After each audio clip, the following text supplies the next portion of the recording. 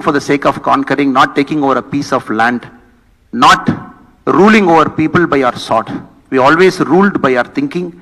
We always ruled by our very visionary mind. That is why the topic the institution has given me to talk today is about India's role as a Vishwa Guru. Vishwa Guru is a very different world. It's a different word. Nobody can just use it lightly. Vishwa Guru means a person who throws light, a person who leads, a person who can be called as a guru of all guru. So rightly so, India slowly and steadily getting back our moral power, the moral superiority which India always enjoyed over long points of time. The soul which was always intact in this Bharat land, slowly and steadily we are discovering that particular word called Vishwa Guru. So it is only fitting the Honorable Minister has come in, and India's success as a country in the last 8 years in our foreign policy is a clear testament, is an able testament, is a convincing testament to the fact India is slowly and steadily emerging back to its old system and old roots. Friends, if you look at the recorded history, what India hasn't contributed, what our nation hasn't done, we have done so much. As an engineering student, when you sit down in this hall, when you look at your very complex equations, when you try and solve it in your engineering mathematics 1, engineering mathematics 2, we all know the basic concept of zero, which is there in your mathematical book, which we all have studied, was given by Aryabhatta. Not only zero was given, once zero was given, the whole concept of mathematics changed. You need not invent many numbers, 1, 2, 3, 4, 5, 6, 7, 8, 9. You need not invent some other number again. Once zero came in, you shortened the whole numerals to just 9 number plus a zero. This was an outstanding invention which changed the whole concept of trading, counting, the whole concept of mathematics, which was given by Aryabhatta. The Arabs who came here as horse traders to buy horses, when they went back to their original countries, especially the Middle East countries from which they came, they took back our numbers. The concept of 1, the concept of 2, the concept of 3, all those numbers were created by us. When they took back the numbers to Arab land, they called the numbers as Hindu numbers, because at that point of time India, after the Indus River, whichever part is after Indus River was called as Hind, which was later called as Hind. So they started calling that as Hindu numbers. When that numbers from Arab world started going to Europe and America later, then the same number was called as Arabic numerals, which you call 1, 2, 3, 4, 5, 6, 7, 8, 9 as Arabic numerals, also went from India. The very, very complex equations that you try and solve now, especially the indeterminate equations, the Chakravala method, which is a cyclic algorithm. Once the Chakravala method, the Vedic mathematicians of India invented, you are able to solve the complex mathematical problems. Once you are able to solve complex mathematical problem, you are able to measure a distance from point A to point B, measure the distance between sun to moon, here to there, and especially in a globe, you are able to measure a distance between 2 different points. That changed the concept of astronomy, that changed the concept of navigation, that changed the concept of ship sailing. Again, that came from this land, the Vedic mathematics.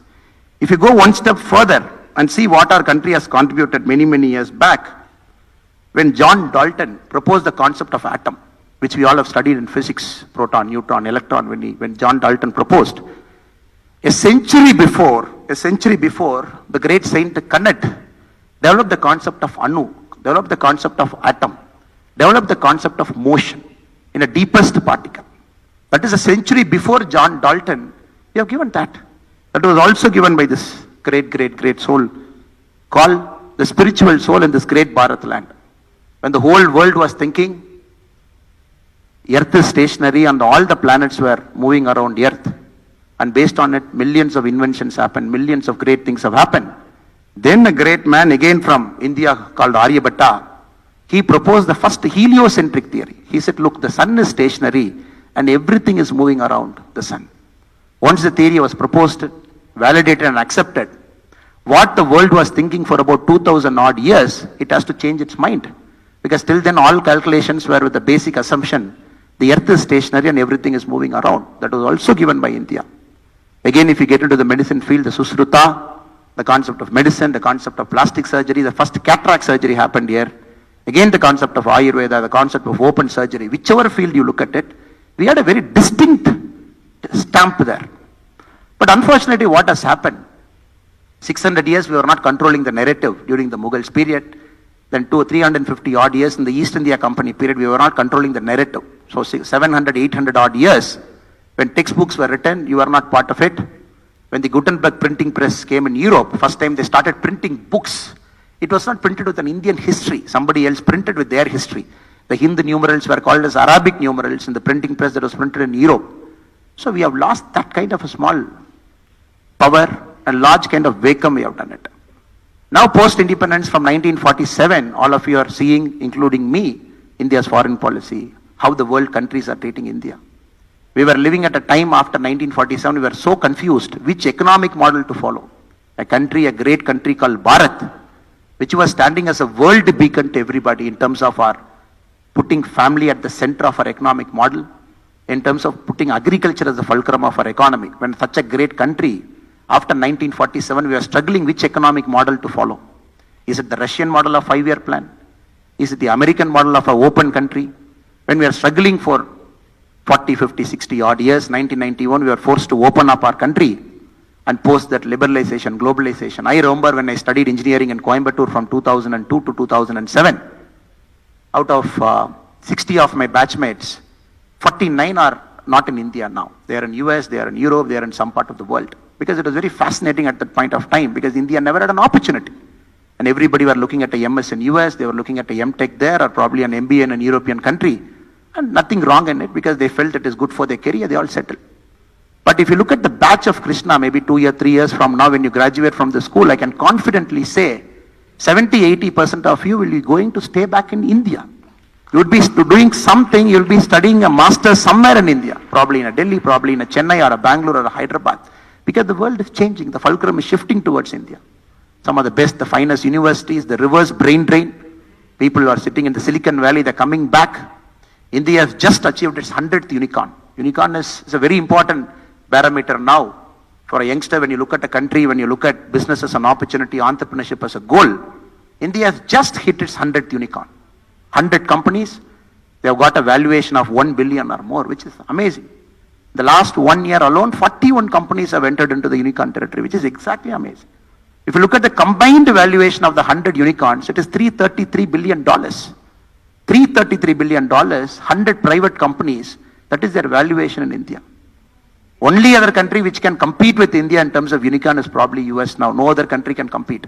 So unicorn is a metric because 10 years from now, many of these unicorns are going to be global conglomerates, having 10,000 people or more, or 50,000 people or more, or even 1 lakh people or more. That is the kind of India in which you are entering. India is getting back its moral supremacy, probably the last world power. Very, very importantly, we are doing it the Indian way. That is more important. We can do it in any other way, but we are getting back to our roots. We are doing it our Indian way. Especially when the minister is there, the honorable minister is going to expound many, many great things, what we have done in the last 8 years. But still, as a citizen of this country, what we felt very, very proud is for the first time, the citizens of India, we feel safe. Previously, we never know when the next bomb blast will happen. Is it going to be Mumbai? Is it going to be Hyderabad? Is it going to be an external element who will infiltrate and put a bomb? When I was a police officer for 9 years, that was the biggest worry for us. Will it be in Bangalore or will it be in some other major city? Now, because of our way of having a very matured and very aggressive foreign policy sometimes also, you are not seeing any bomb blast happening anywhere. No external element, be it China or be it Pakistan or be it anybody else. Probably this is the safest point in India's history you are living. And if you go one step further, when the British Prime Minister Boris Johnson came to Delhi some time back, he made a statement. I am alive because of 2 things. One, the nurses from Kerala were there in the ICU in England where I was admitted for COVID. And the 2 doses of vaccine that was put to me to come out of COVID was manufactured in India. Just look at it. 200 or 350 odd years you have come to India, you have taken our heart and soul, you have killed many of our industries, you have killed our agriculture, the artisan, the handicraft, and many things we have lost when East India Company was here.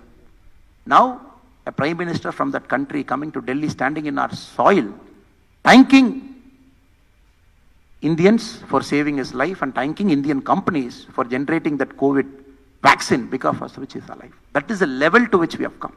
Not only have we vaccinated 200 doses in India, Vaccine Maitri, we have sent vaccines across the world. Africa, America, Europe, every single place our vaccines have gone. So that is the kind of India we are living. I'm just a night watchman. My role is just to warm up and deliver the stage to Muralidharan Ji, the authentic person, the person who's in the middle of things in the last many, many years, to show India in a very new light, to show all our achievements to you. So I deem it as a privilege to come here, talk to you. Especially, I think we are very, very happy. It is a great thing to be a youngster in India now. That too, it's a great thing to be in college. It's the greatest thing to graduate from this college in about 2 years now and get into a new India, which is completely different, in which the opportunities are million. You can go and create anything you want. The people who are living, who are inside this hall now, I think each of you might have a dream. Somebody wants to be an actor, somebody wants to be a music person, somebody wants to be an entrepreneur, somebody wants to be a career technocrat. So this is an India where anything is possible. You can invent, you can devise a role, a career for you, and the country is absolutely ready to make sure that all your dreams get fructified. So I take the opportunity to again thank Madam Malarvili and Sri Aditya Ji and all the teachers and professors here. It's a great country. It's a great time to be an Indian citizen. It is going to be an amazing time for you all in the next 20, 30, 40 years. It will be a privilege for you to be a part of this great country, to shape up this country, to build this country, to take it country to the next thing. So I am sure with you all, India will definitely be rightly called the world's Vishwa Guru. Not only yoga, not only Ayurveda, be it the soft power, be it the millions of employment we are going to generate, so in which you will be playing a massive, massive role. With this, I thank Krishna College of Engineering and Technology for giving me an opportunity to come and thank you. I wish you all success. உங்க அனைவருக்கும் நல்ல ஒரு வாழ்க்கை, அற்புதமான வாழ்க்கை, நிறைவான ஒரு வாழ்க்கை, சந்தோஷமான ஒரு வாழ்க்கை. நீங்கள் என்ன செய்ய வேண்டுமோ அதை செய்வதற்கு ஆண்டவன் உங்களுக்கு அனைத்து விதமான வாய்ப்புகளையும் உருவாக்கி கொடுக்க வேண்டும் என்று எல்லாம் வல்ல இறைவனுடன் பிரார்த்தனை செய்து கொள்கின்றேன். நன்றி, வணக்கம். பாரத் மாதா கி Jai. Thank you, sir, for those words of insight.